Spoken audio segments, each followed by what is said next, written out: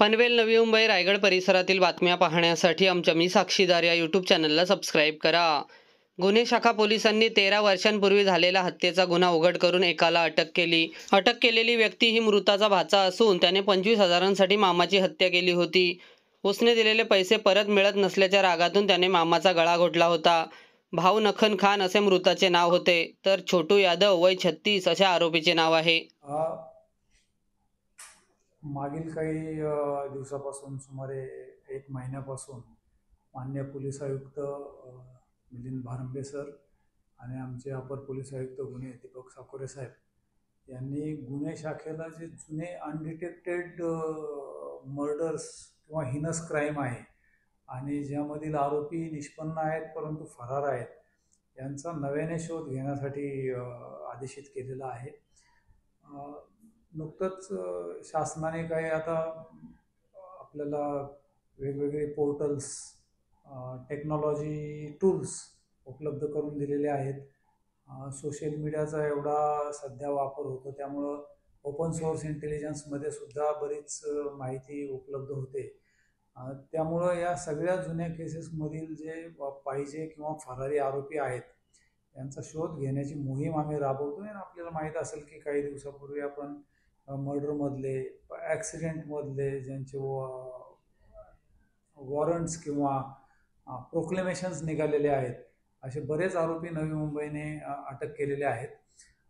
त्याच प्रकारे याच्यामध्ये आपल्या कारवाई दरम्यान रबाळे पोलीस स्टेशनला सुमारे 13 वर्षापूर्वी ज्यावेळेस रबाळे MIDC आणि रबाळे एकच पोलीस स्टेशन होतं 13 वर्षापूर्वी 15 ऑक्टोबर 2012ला एक मामा भाचे एका कंपनीमध्ये रबाळे MIDCमध्ये सिक्युरिटीचं काम करत होते आणि जो मयत आहे मामा त्यांचं नाव आहे भाऊ लखन यादव.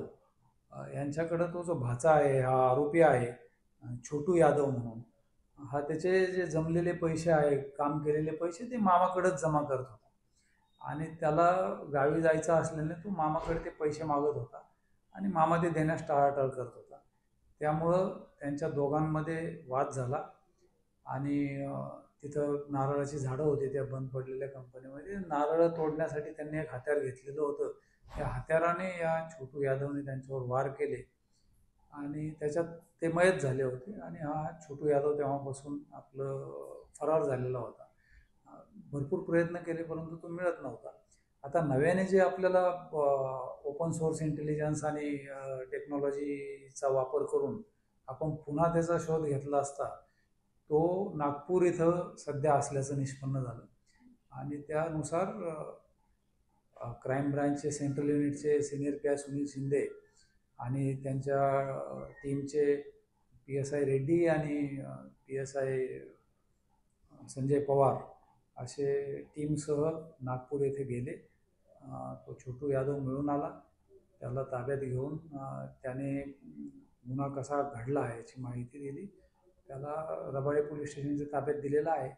तो गुन्हा आरोपी मिळत नसल्यामुळं फायनल केलेला होता. आरोपी मिळून येत नाही म्हणून त्याचा तपास तुर्तास त्यावेळी तपास बंद केलेला होता. तो गुन्हा पुन्हा तपासावर घेऊन त्या आरोपीला आज रोजी रिमांडसाठी कोर्टात हजर केलेला आहे आणि त्याला मान्य न्यायालयाने 5 दिवसाची रिमांड दिलेली आहे. नाही दुसरं काही त्याचा रेकॉर्ड नाही आहे. हा एकच गुन्हा.